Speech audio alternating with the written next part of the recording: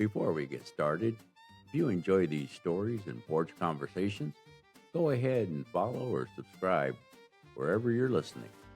It helps this little show grow and lets me keep bringing you more each week. Thank you, and God bless. Well, hey there, my patriotic people. Welcome back to the One Eye Podcast, where the tools are real, the advice is questionable, and the love for America runs thicker than 10W30 on a cold Nebraska morning. I'm your host, Pappy Lozano, handyman, husband, and a man who firmly believes that if there's oil in the garage, then we ain't paying someone else to change our oil in our vehicles. No, sir. Now, today we're in the process of doing a simple oil change for the wife. Sounds simple enough until the filter has decided to move from where you last remember it was to a new crevice that is between the inferno of the exhaust and underneath one accessory that you don't recall was ever in your vehicle. And to think yours truly has been lowering the window for years to cool off on those summer days when it was hotter than Hades. Woo-wee! And if anyone has ever said the same thing and had to literally contort their body to get access to that hard-to-get oil filter, well, then, patriots and DIY followers, I am your biggest fan. Now, let me tell you something. There's two kinds of men in this country, the ones who pull into those 15-minute oil change places and the ones who look at that sign and say, absolutely not, I got ramp. Now, my wife, bless her patient heart, she knows full well she could take our vehicle to one of those places, clean waiting room, free coffee, a fellow named Kyle with gloves, a flashlight, and a tablet asking her about the cabin mirror filters she never knew existed. But no, she still trusts me. And after all these years of marriage, that right there might be the greatest act of faith I've ever witnessed outside of Sunday service. Because let's be honest, when I say I'll change the oil, what she hears is the garage doors going up like it's about to host a NASCAR pit stop, me crawling under the truck, talking to myself like a diesel-powered philosopher, and at least one moment where I yell, hand me that rag, like we're in the middle of a battlefield operation. But she still trusts me, not because I'm the fastest, not because I'm the cleanest, but because I care.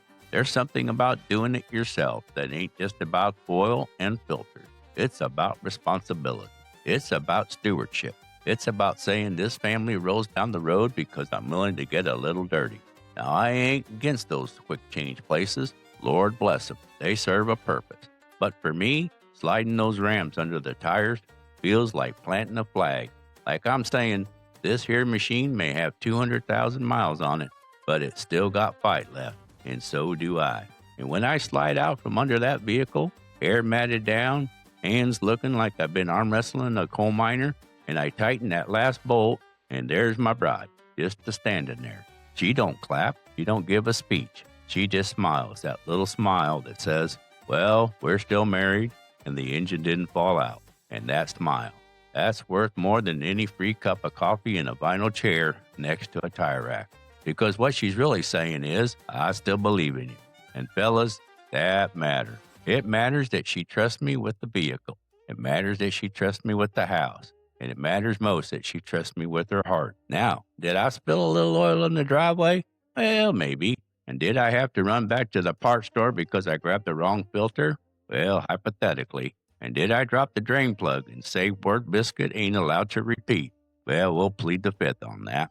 But at the end of the day, the oil's fresh, the engine's humming, and my wife still looks at me like I'm her handyman, not just some fella with ramps and a socket wrench. And that's the real lesson. It ain't about saving $39.95.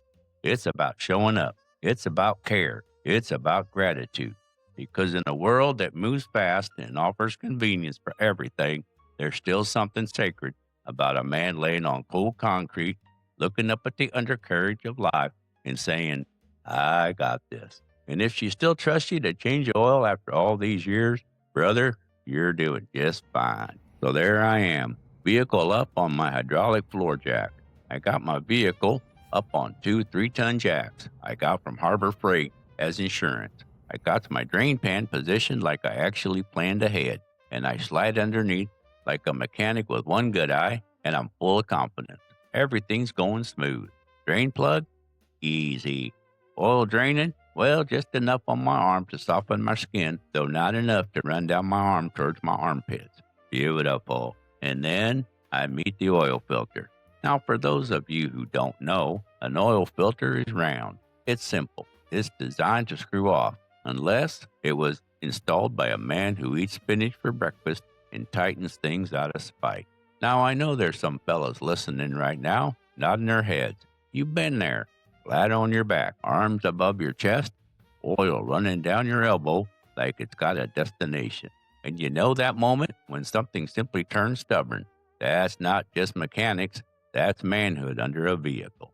But I also know there's some ladies listening, and you've been there too, standing in the garage doorway, arms crossed, not mad, just observant, watching the man you married refuse to surrender to the metal cylinder. You know he could take it somewhere. You know it would be quicker, maybe even cleaner. But you also know it matters to him. Not because he thinks he's better than Kyle at the quick change place, but because providing, fixing, figuring it out, well, that's his love language. And when you ask, everything going okay down there? You're not really asking about the filter. You're saying, I'm right here. I believe in you. Just don't break anything expensive. That's partnership. That's marriage in the garage. And when that filter finally breaks loose, it ain't just a victory over steel. It's a reminder that the effort still counts, that trying still matters, that doing it yourself is sometimes about dignity, not dollars. Now, after I can myself into some shape that a man my age shouldn't even try, and I've slightly burned the back of my hand on the exhaust, I finally am able to find a spot that I can access that oil filter that has decided to hide at the last minute. So I reach up there, give it a twist, nothing. I adjust myself, still nothing. Now I'm shifting positions like a confused raccoon under a porch, and about that time my wife opens the garage door. Everything going okay, she asks? And I say, calm and steady and masculine like, oh yeah, just about done. Meanwhile, I am locked in hand-to-filter combat. Now here's something about marriage. It ain't about whether she knows you're struggling. Oh, she knows. It's about whether she trusts you to figure it out. And she did. She didn't rush me. She didn't mock me. Didn't suggest Kyle at the oil place. She just said, all right, I'll be inside. And that right there, well, brothers, that's respect. Now, if you made it this far, why not do me a favor? If you like my stories and porch conversations, go ahead and follow, hit that like button or subscribe on whatever streaming platform has brought my show to you. Why not take a moment to share this episode with someone who could use some of Pappy's Southern wisdom or humor in their lives? It helps this little show grow, and it lets me keep bringing you more each week. Thank you, and now back to our show. Now I'll tell you something else I realized while I was laying under the vehicle, negotiating with the filter that clearly had boundary issues. My wife didn't trust me to change the oil because I'm perfect at it. She trusted me because I was willing to try. And that right there, that's marriage in its purest mechanical form. See, I trust her too. I trust her when she's in that kitchen, turning simple groceries into meals that somehow taste like safety and childhood all at once. I trust her when she's standing behind that salon chair, hands steady, listening to folks talk about their lives while she quietly puts them back together, one conversation at a time. She don't just do hair, she restores dignity, and I encourage her in that, every bit as much as she encourages me when I'm laying under 2 tons of Detroit engineering, hoping my socket don't slip and send me into early retirement. Because the truth is, she's the ruby I found in life, not flashy, not loud, but rare, strong, and steady. The kind you build a life around. And those honey-do lists she hands me, that ain't work orders. That's trust written in ink. That's her saying, I believe in your hand. I believe in your effort. And I believe in you. Now, do I always get it right the first time? Well, if you know me, that'd be a no. Sometimes I make 3 trips to the parts store for one job. Those fellas behind the counter, they don't even ask what I need anymore. They just say, what went wrong this time, Pappy? But I keep going back, not because I'm stubborn, well, partially because I am stubborn, but mostly because finishing matters to her, to us, because every time I finish one of those jobs, oil change, leaky faucet, crooked cabinet hinge, what I'm really saying is I'm still here. I'm still showing up, and I'm still willing to carry my part of this life we built. And for the ladies listening, let me tell you something from the man's side of the garage door. When you trust us enough to let us try, even when you know there's a faster way, even when you know Kyle could have had it done in 15 minutes, you're really giving us his dignity. You're giving us purpose. You're reminding us that we still matter in the quiet, everyday maintenance of life. And fellas, don't miss that gift. Don't treat it like obligation. Treat it like honor.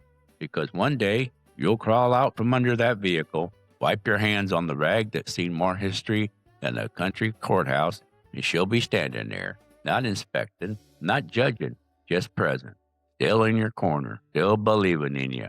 And you'll realize it was never about the oil. It was about the partnership that kept everything running smooth all along. And for those of you who've asked for a little more of the practical side, let me say this. Changing your oil ain't complicated. Warm the engine a few minutes, get it safely up on ramps. Drain plug comes off first. Always position that catch pan a little further back than you think.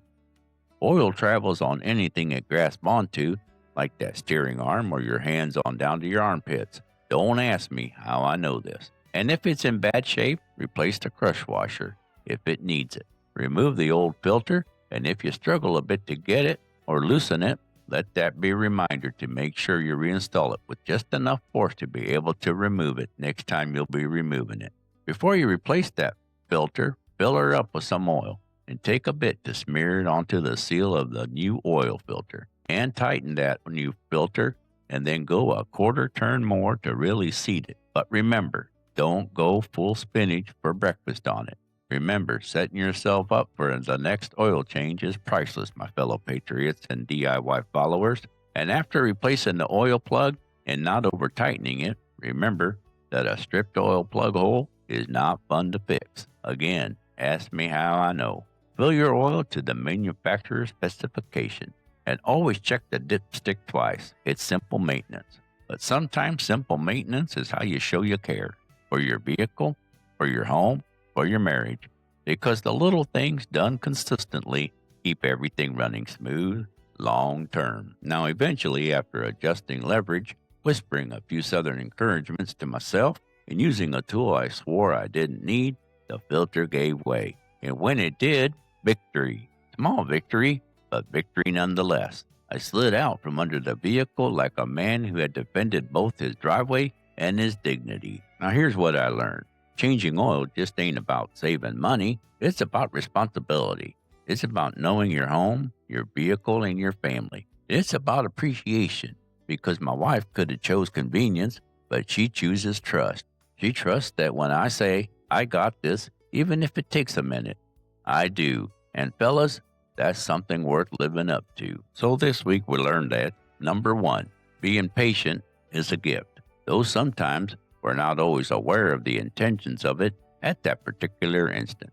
Number two, be persistent when you're laying on your back under a ton of metal that's balanced on a jack and one adjustable stand. It's best not to be jerking the car a lot, because you also remember you're frugal and the lift and jack stand were the cheapest you could find. So persistent needs to also be careful not to test the weight limit by making any unnecessary movement.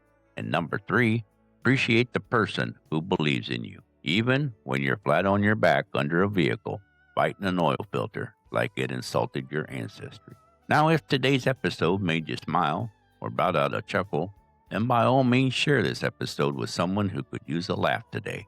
They'll be forever grateful that you did. You know, my Pappy used to tell me, when we learn to laugh, we learn to heal. And in the most amazing part of our week or day, someone hearing you laugh or seeing that smile might just be the tug of the wheel that gets it all started for them, to see the sunshine in their otherwise gloomy day. And there's no higher service than passing on a better demeanor to others.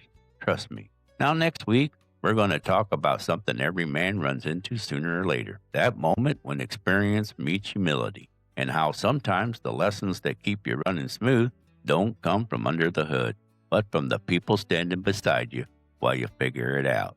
And so always remember to be kind to one another, if only because you can be, and we all can be, always. Until then, take care of what's been entrusted to you.